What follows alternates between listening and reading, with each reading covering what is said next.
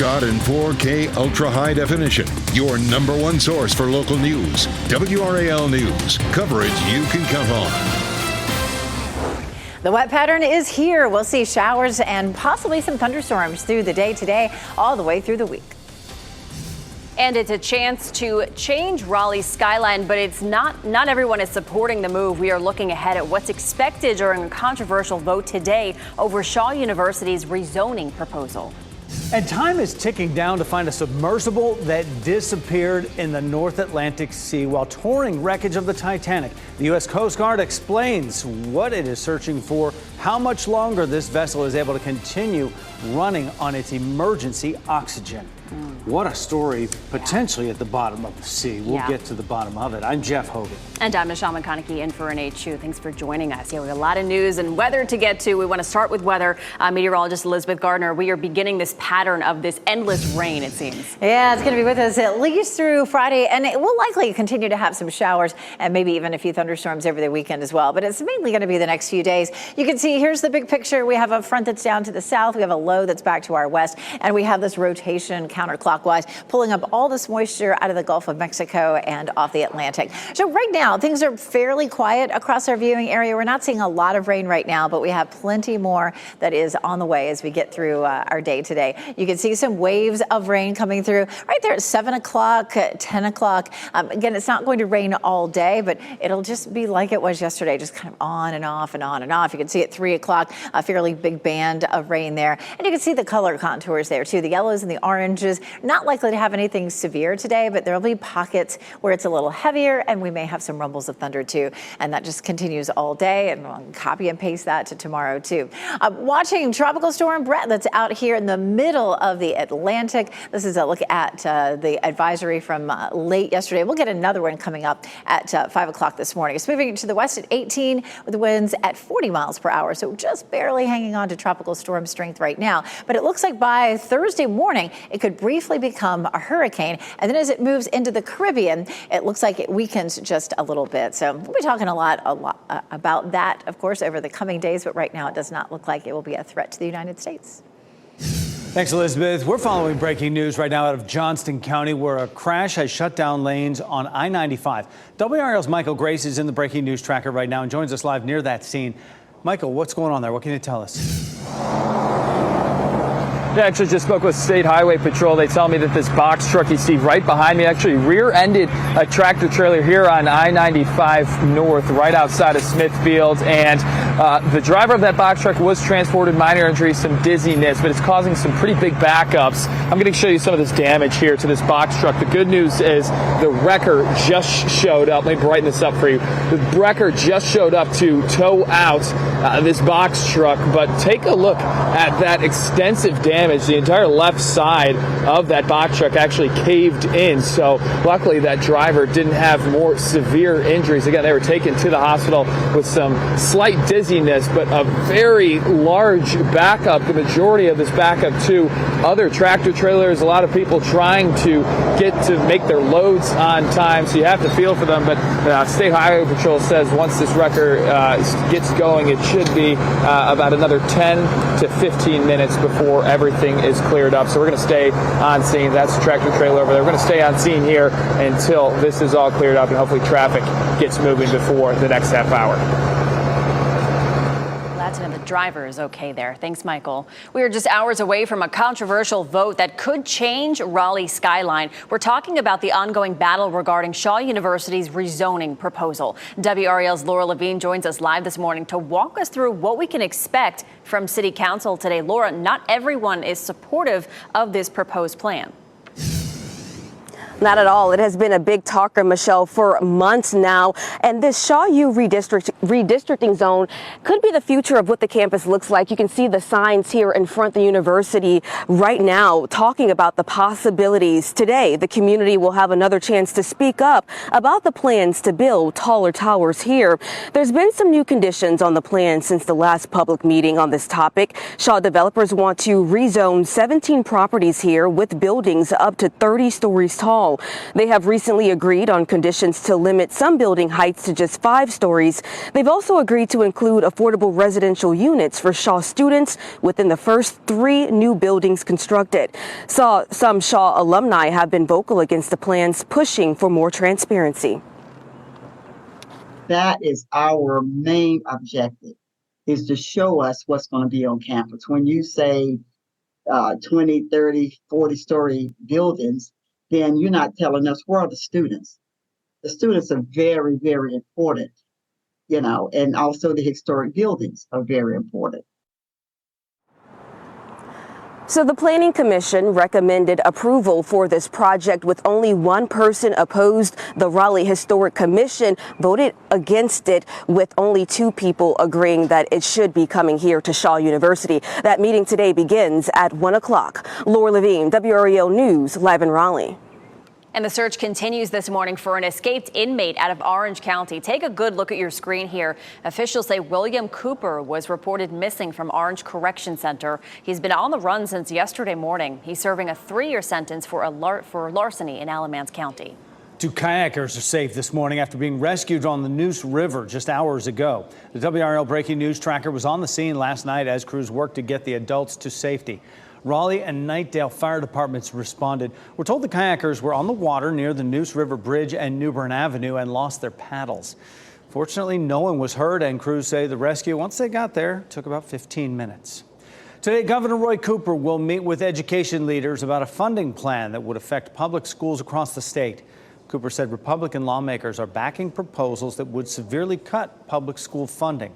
The bills proposed would include more funding for vouchers for private schools. The discussion is happening this afternoon, 1 o'clock, Western Guilford Middle School in Greensboro.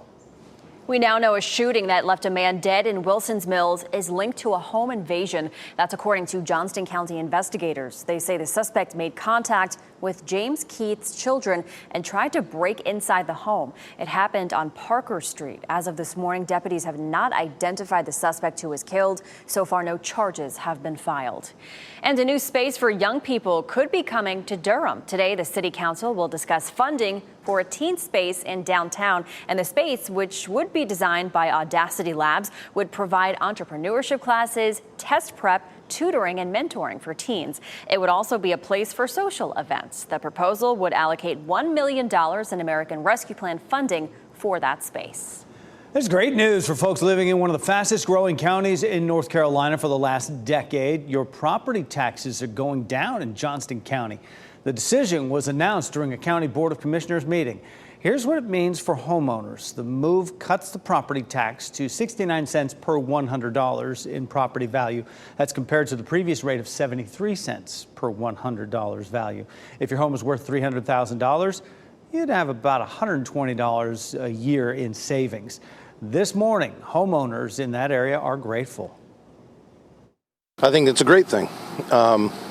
With all the expansion that's going on with 70, 540 coming through here, they say that Johnston County is going to be the 5th fastest growing county in North Carolina.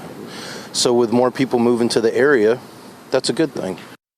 Despite the drop in property taxes, commissioners say education and public safety remain a priority. We now have new details about the alienation of affection lawsuit filed against North Carolina House Speaker Tim Moore. The 22-page lawsuit accuses Speaker Moore of having an affair with a married woman who works in state government. Moore told WRAL the lawsuit is baseless. Apex resident Scott Lassiter once ran for a state House seat. He accuses Speaker Moore of using his position to entice Lassiter's wife, Jamie. This is a photo that Lassiter claims to show Moore and Jamie Lassiter leaving Sullivan Steakhouse in Raleigh after dinner. According to the lawsuit, Lassiter's wife said she was going to a movie with girlfriends that night. North Carolina is one of few states that allows a husband or wife to sue a person who had an affair with their spouse. Right now, we only get to see the plaintiff side of things. So the defendant will have an opportunity and will file an answer and counterclaim. And that was Lindsay Willis from Rosen Law Firm. She says depositions will be taken from Moore, Jamie Lassiter, and potentially third-party witnesses as well. WRAL received a statement from Jamie Lassiter's attorney yesterday calling this an outrageous and defamatory suit. Coming up on 440 right now, this is like a movie straight out of Hollywood. A submersible disappears while on a tour to see wreckage of the Titanic. This morning, we are hearing from U.S. Coast Guard officials as they explain how they are expanding their search before it's too late. And we are digging into a new court order issued to former President Donald Trump regarding his classified document case. And we'll give you a live look right now outside downtown Raleigh here from our WRAL live camera network. Elizabeth Gardner is in the WRAL Severe Weather Center tracking another round of rain for us today. From the WRAL Severe Weather Center, North Carolina's most experienced team of meteorologists.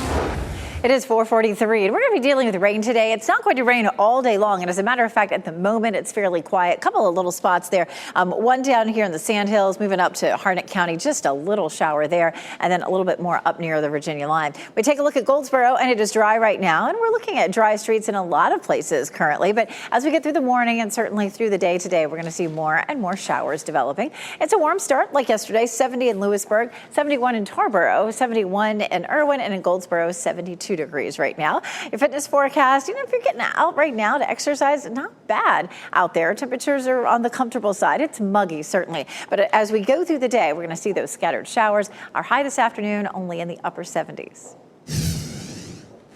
An urgent search and rescue mission continues this morning as crews trying to find a tourist submersible that disappeared while looking at wreckage of the Titanic.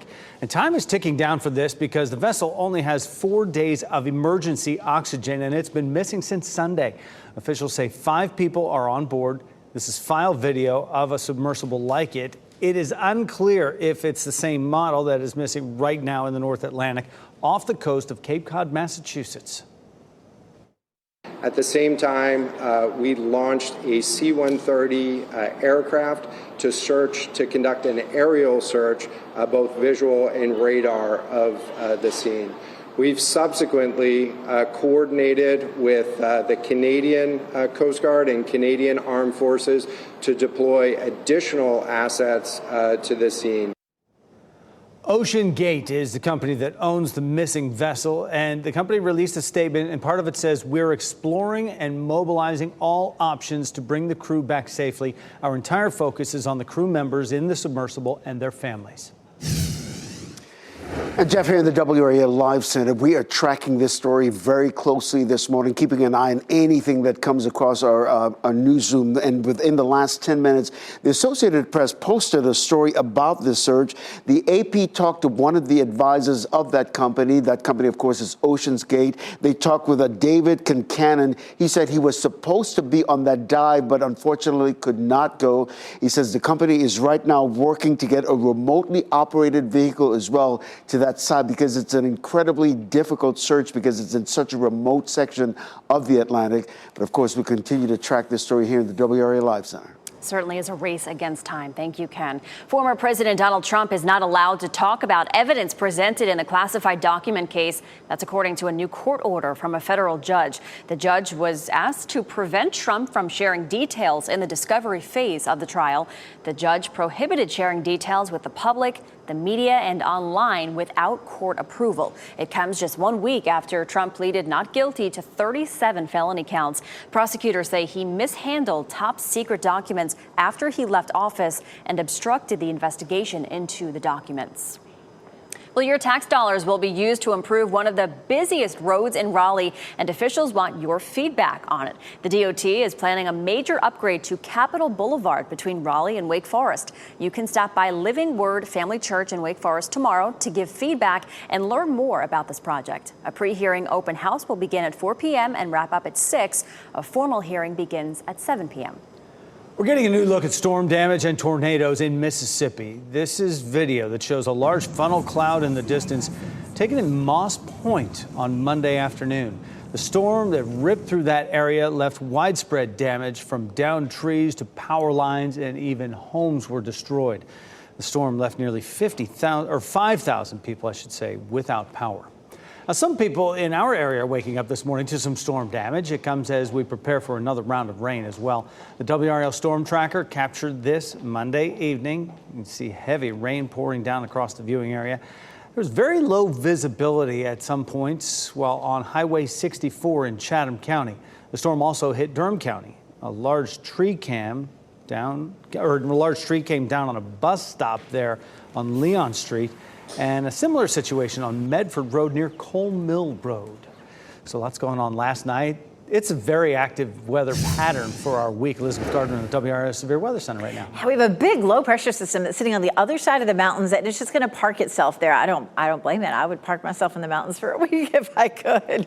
But it is continuing the same pattern where we have a flow coming out of the south. So we have a lot of moisture coming off the Gulf and the Atlantic, bringing us rain all the way through Friday, maybe even into the weekend. But it does look like our chances will start to diminish there. We have a couple of places where the rain's a little heavier, but there's not a lot of coverage. If you're heading out the door right now, you're going to find a lot of dry spots out there. You can see back to the west, these heavier showers. That's mostly out of our viewing area, kind of moving up past Hillsborough. And then some light showers from Roxborough over toward Henderson, and a little bit of light rain from Enfield over toward Rocky Mount, too. We head down to the south, and we got that little pocket that's coming out of Harnett County up towards Sanford. Other than that, it's pretty quiet out there. But we will continue to see waves. Here's that low that I was telling you about. It's just going to sit here, and we're going to see all that moisture coming up out of the Gulf and off the Atlantic. A lot of thunderstorms down south along the coast of South Carolina and across parts of Georgia. We do have some thunder and lightning in the mountains right now as well. So we may have some pockets of thunder too as we head through the day today, especially as we get into the afternoon. We get a little bit of daytime heating going. Not going to have a lot of daytime heating. Our highs will only be in the 70s for it today. This is a look at Futurecast. We'll go ahead and zoom in here. You can see at lunchtime some scattered rain and definitely some of those darker color contours, those yellows and oranges where we could see some thunderstorms. Severe storms are not likely. We're not under any sort of risk for severe storms today.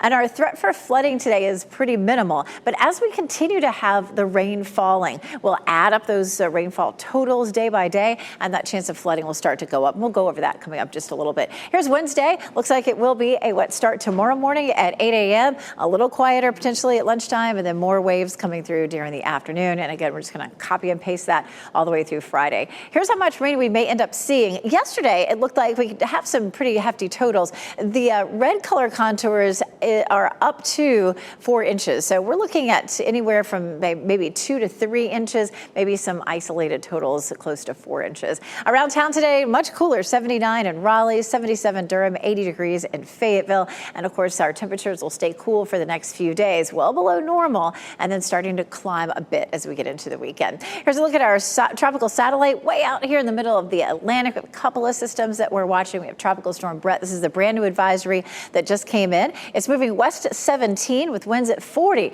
So it's just barely holding on to tropical storm strength. And it does look like it will become a hurricane, but just for a short amount of time overnight Wednesday night. And then moving into the Caribbean. Right now, it's on that southerly track, according to the Hurricane Center. So we'll continue to watch that. The next one in line has a 70% chance of developing in the next 7 days. For us, we're looking cool and wet all the way through Friday. Notice the temperatures really bump up as we get into the weekend, and our chance for thunderstorms start to go back down.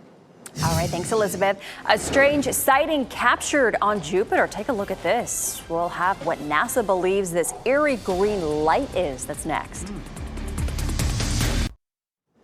Welcome back. Weeks after Fort Bragg became Fort Liberty, signs directing people traveling don't reflect the change everywhere. Several state highways still have signs that give directions to Fort Bragg. Yeah, WRAL Fayetteville reporter Gilbert Bay spoke with the state DOT to get an idea when they plan to change these signs.